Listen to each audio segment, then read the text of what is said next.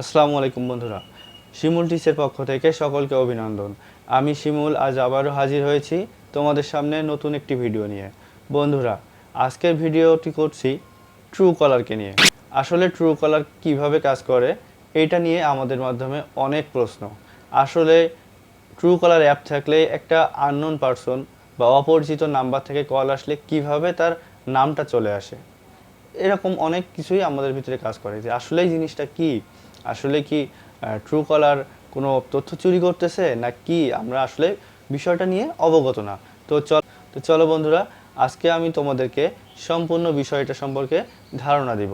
তো আমার চ্যানেলে যারা নতুন আসছো সকলকে বলবো, বন্ধুরা আমার চ্যানেলকে সাবস্ক্রাইব করো এবং পাশে থাকা বেল বাটনকে ক্লিক করো, যাতে করে পরবর্তীতে নতুন ভিডিও ছাড়ার সাথে সাথে তোমরা ভিডিওটা পেয়ে যাও।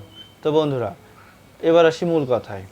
আমরা যখন ট্রুকলার অ্যাপটি ইনস্টল করার পরে বিভিন্ন অ্যাক্সেস আমাদের কাছে চাই। তো বন্ধুরা, আমরা জেনে না জেনে না বুঝে সবগুলো অ্যাক্সেসেই আমরা অ্যাকসেপ্ট করি। তো তাতে করে দেখা যায় আমাদের ফোন বুক বা গ্যালারি যত ইনফরমেশন থাকে সকল ইনফরমেশন ট্রুকলারের গ্যালারিতে চলে যায়, যার কারণে পরবর্তীতে আমার ফোন বুকে থাকা সেভ নাম্বারগুলো ট্রুকলারের কাছে চলে যাওয়ার কারণে পরবর্তীতে যে কোনো সময় ট্রুকলার অ্যাপ ইউজারকারী ওই নাম্বার থেকে কল গেলে সে বুঝতে পারে যে আসলে কে কল দিয়েছে, তার নাম্বারটা সামনে ভেসে আসে। এটাই মূলত মূল কারণ।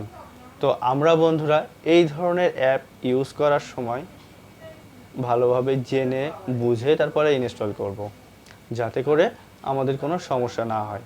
তো অনেকেই চিন্তা করে এটাতে সমস্যা কি, ফেসবুক, ইউটিউব সবগুলোই তো আমাদের কাছে অ্যাক্সেস চাই, আমরা সেগুলো টিক মেরে দিই, কোনো সমস্যা নাই, তাহলে ট্রুকলারে কেন সমস্যা হবে?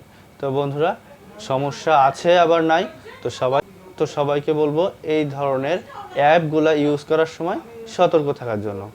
তো বন্ধুরা, আশা করছি বুঝতে পারছো। সকলকে ধন্যবাদ ভিডিওটি দেখার জন্য। আমি শিমুল বিদায় নিচ্ছে, আবারও দেখা হবে নতুন কোনো ভিডিওতে।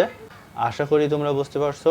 যদি ভিডিওটি ভালো লেগে থাকে লাইক কমেন্ট দিয়ে পাশে থেকো এবং আমার চ্যানেলকে সাবস্ক্রাইব করো। আবারও দেখা হবে নতুন কোনো ভিডিওতে। ধন্যবাদ বন্ধুরা, আসসালামু আলাইকুম।